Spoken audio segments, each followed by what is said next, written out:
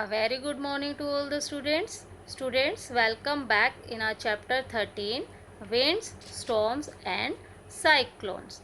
In our previous class, we were discussing about wind, types of wind, how to find the speed of the wind and also find the direction of wind.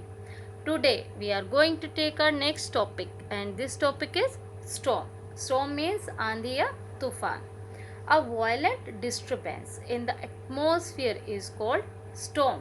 Atmosphere के अंदर एक violent disturbance का होना यानी कि हिंसा करने वाला या बहुत ज़्यादा नुकसान पहुंचाने वाली डिस्टर्बेंस अगर एटमोसफियर में होगी तो उसे हम क्या बोलेंगे? Storm. There are many different types of storms. काफ़ी अलग अलग तरह के स्टॉर्म्स होते हैं. सम अराइज ओवर लैंड, कुछ धरती पर होते हैं. अदर डेवलप्ड ओवर सी, और कुछ समुद्र में बनते हैं. Some are accompanied by thunder, lightning and heavy rain, और कुछ तूफान ऐसे होते हैं जिसमें बहुत तेज बारिश के साथ साथ बिजली भी कड़कती है और थंडरिंग भी होती है यानी काफ़ी तेज आवाज़ भी आती है. Others are dry dust storm, और कुछ एकदम सूखे धूल भरी आंधी होती हैं. We will discuss about 3 broad types of storms. हम अपने चैप्टर में 3 बहुत ब्रॉड कैटेगरी ऑफ स्टॉर्म्स के बारे में पढ़ेंगे and these are thunder storms, tornadoes and cyclone. और ये कौन कौन से हैं? थंडर स्टॉर्म, टोर्नेडोज और cyclone. So let us see what is thunder storms. Thunder storms developed from cumulonimbus clouds. जो थंडर स्टॉर्म्स होते हैं वो किसके साथ बनते हैं, कैसे बनते हैं? इनमें क्या होता है, जब आंधी के साथ साथ बिजली भी कड़कती है और बहुत तेज आवाज़ भी आती है. इस टाइप का जो तूफान होता है वो क्या कहलाता है? Thunder storm. When there is a rapid upward rush of warm air from very hot areas to the ground and a rapid downward movement of cool air around the warm air, these clouds are formed. जब जो warm air होती है वो बहुत speed के साथ, बहुत movement के साथ अब ऊपर की तरफ, ऊपर डायरेक्शन की तरफ जाती है, रश करती है. कहाँ से? हॉट एरिया से और ग्राउंड की तरफ. और जो ठंडी हवा होती है वो बहुत तेज़ी के साथ नीचे की तरफ मूव करती है from around the warm air. जो वार्म एयर है उसके चारों तरफ. तो इसकी वजह से क्या होता है? क्लाउड्स फॉर्म होते हैं. The top of a cumulonimbus cloud may reach the bottom of the stratosphere. और जो इसका टॉप होता है, ये जो क्लाउड बनता है, इसका जो टॉप होता है वो कहाँ तक पहुँच जाता है? जो स्ट्रेटोस्फीयर लेयर है हमारी अर्थ की, उसके बॉटम तक.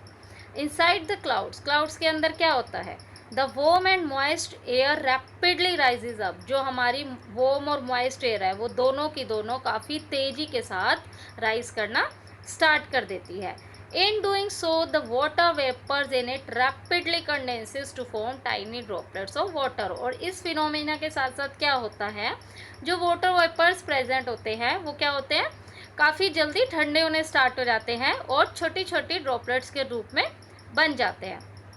विच freezes to form small particles of ice. और ठंडे होके वो छोटे छोटे बर्फ़ के टुकड़ों की तरह बन जाते हैं. During the condensation and freezing, a large amount of energy is released. ये जो कंडेंसेशन और फ्रीजिंग हो रहा है, इस दौरान काफ़ी ज़्यादा मात्रा में एनर्जी रिलीज होती है. This heat energy further pushes up the air at a higher speed. और ये जो हीट एनर्जी प्रोड्यूस होती है ये क्या करती है?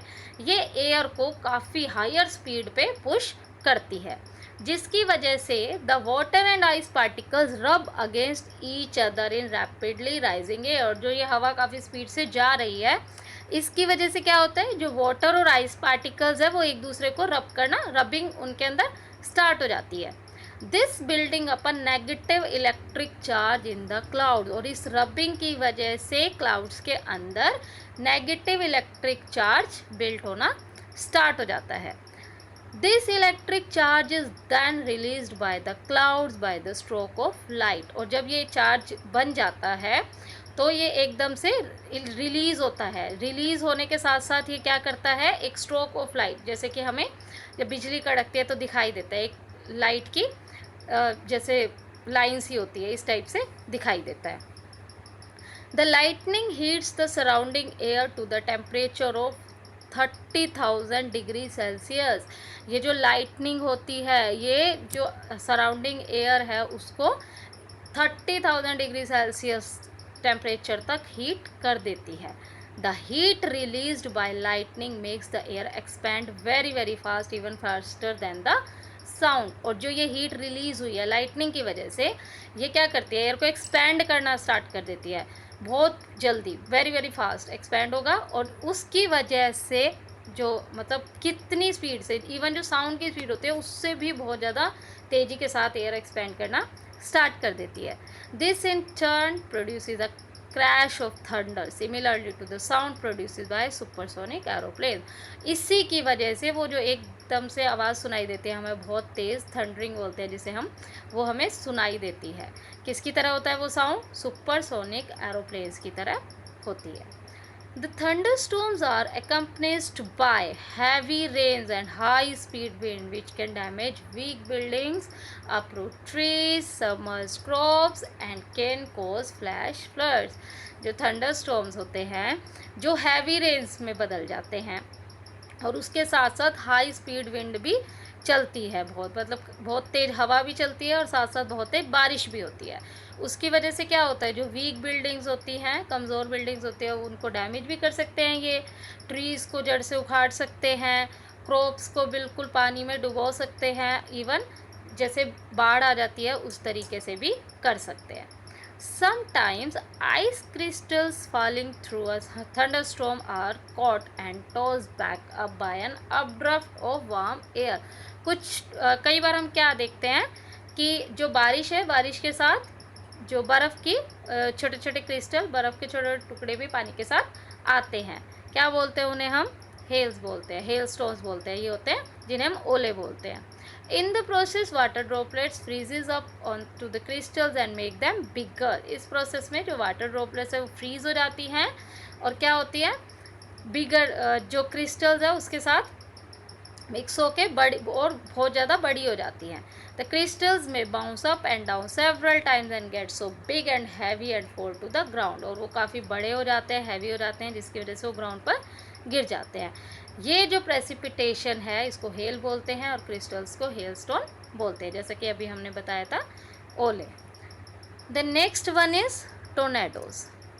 A tornado is a special kind of storm. ये स्पेशल काइंड ऑफ स्टॉर्म होता है, जैसे कि हम फिगर में भी देख पा रहे हैं। It is a whirling wind. ये घुमावार जैसे हवा है, जैसे दिखाई दे रहा है, घुमावार हवा घूमने लग जाती है। सर्कलिंग अराउंड अ लो प्रेशर सेंटर, एक लो प्रेशर सेंटर होता है, उसके चारों तरफ हवा घूमने लग जाती है। A tornado reaches from a cloud to the ground as a vertical funnel shaped column of air। जो टोर्नेडो होता है वो ऊपर क्लाउड से और नीचे ग्राउंड तक एक फनल शेप बना लेता है जो गोल गोल घूमता रहता है। A violent tornado can travel with the speed of about 300 kilometre per hour. जो वायलेंट बहुत ज़्यादा घातक टोर्नेडो होता है वो 300 किलोमीटर पर आवर की स्पीड से भी ट्रैवल करता है। A tornado creates extensive damage where it touches the ground। Ground पे जहाँ जहाँ ये टच करता हुआ जाता है, जहाँ जहाँ से होता हुआ जाता है, वहाँ पे ये बहुत ही ज़्यादा नुकसान पहुँचाता जाता है। Tornadoes are also called twisters और विल्ड विंड्स। इनको ट्विस्टर्स और विल्ड विंड्स भी कहा जाता है। A tornado over the sea is called a waterspout. और अगर ये समुद्र के ऊपर होता है तो इसको वाटर स्पाउट कहते हैं। Because it sucks up the huge column of water. क्योंकि ये क्या करता है, जहाँ समुद्र के ऊपर ये जहाँ भी आता है वहाँ पे ये लार्ज अमाउंट ऑफ पानी सक कर लेता है, यानी अपने अंदर समा लेता है। उसके बाद है साइक्लोन्स और hurricanes.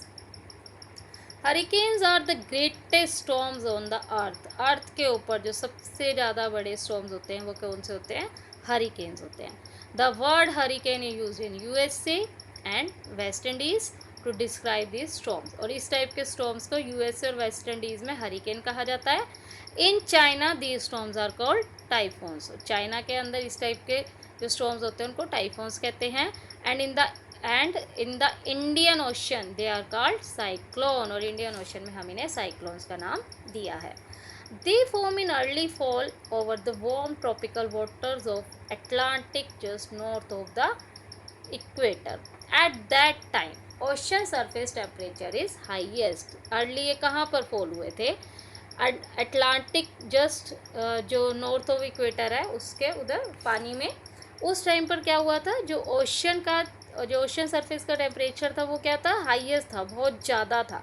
The warm air heats the air above it and creates updraft of air current. जो वार्म एयर है वो क्या करती है, इसके ऊपर की जो हवा होती है उसको गर्म करने लग जाती है और ये ऊपर की तरफ एयर करंट्स की फॉर्म में क्रिएट हो जाते हैं और ऊपर की तरफ जाने लग जाते हैं। इन द नॉर्दर्न हेमिस्फीयर में this creates a swirling counter clockwise movement of air around the low pressure centre. और नॉर्दर्न हेमिस्फीयर में ये क्या करते हैं, गोल गोल घूमने लग जाते हैं क्लॉकवाइज मूवमेंट में लो प्रेशर सेंटर होता है उसके ऊपर, और वहाँ पर इन्हें हम ट्रॉपिकल साइक्लोन बोलते हैं। In the southern hemisphere the movement of air is clockwise. और साउदर्न हेमिस्फीयर में इसकी मूवमेंट क्लॉकवाइज होती है। एट टाइम पासिस, जैसे जैसे टाइम बीतता गया, more and more warm air may be draw up through the centre. ज़्यादा से ज़्यादा एयर क्या हुई, गर्म होने लग गई सेंटर पे। As the air rises it spread out, cools and swirl down and back into the cyclone. तो इससे क्या हुआ, एयर ऊपर जाती थी, स्प्रेड हो जाती, ठंडी हो जाती और वापस इसके अंदर आकर घूमने लग जाती। The air moves faster as rising warm air adds energy. जो हवा ऊपर जा रही थी, वहाँ में ऊपर जा रही है, उसकी वजह से क्या होता है, उसकी वजह से एनर्जी प्रोड्यूस होती है। वो जो एयर है वो मतलब जैसे ऊपर जाएगी, ज़्यादा तेज़ मूव करने लग जाएगी। ज़्यादा देर मूव करने की वजह से जो एयर है वो क्या करेगी, इसमें एनर्जी ऐड कर देगी। When the speed reaches about 117 kilometre per hour the storm is considered as a hurricane। और जब ये स्पीड 117 किलोमीटर पर आवर की स्पीड से की स्पीड पर चलेगी, तब हम इस स्टॉर्म को हरिकेन नाम देंगे। The area of several 100 square kilometres are covered by a hurricane. और जो ये हरिकेन होता है ये सेवरल 100 स्क्वायर किलोमीटर्स का एरिया कवर कर लेता है, जैसे कि फिगर में दिखा रखा है, गोल गोल घूम रहा है। Its centre is usually com and cloudless. जो इसका सेंटर होता है, जैसे बीच में दिखाई दे रहा है, ये एकदम ठंडा होता है, कॉम शांत होता है और क्लाउडलेस होता है, यहाँ पे क्लाउड्स फॉर्म नहीं होते। This calm centre is the eye of the storm. इसे आई ऑफ द स्टॉर्म कहा जाता है। Around the eye fierce wind blow. और जो ये आई है यहाँ पे क्या होती है, हवा ब्लो करती है। Hurricanes are not as strong as tornado. Hurricanes tornadoes जितने स्ट्रॉन्ग नहीं होते, but a hurricane is so large it packs enormous energy that can damage over a wide area. Tornadoes जैसे स्ट्रॉन्ग तो नहीं होते, लेकिन ये क्या करते हैं, ये काफ़ी लार्ज एरिया में जाते हैं और इतनी इनकी जो हाई एनर्जी होती है वो काफ़ी वाइड एरिया तक डैमेज पहुंचा सकती है। ये हमने अपने तीनों टाइप्स ऑफ स्टॉर्म्स के बारे में पढ़ा था। अब हम पढ़ेंगे कि इनसे बचने के कुछ उपाय, some safety measures. Implementation of early warning system for cyclones is of prime importance for the safety of the people of cyclone prone areas। जो cyclone prone area है वहाँ पे अर्ली वार्निंग यानी कि पहले से ही साइक्लोन के बारे में बता दिया जाए, वो सबसे ज़्यादा इम्पोर्टेंट होता है। With advanced technology now available, a cyclone alert can be issued 2 days in advance and the message can be repeatedly broadcast in the coastal areas for evacuation of men and animals।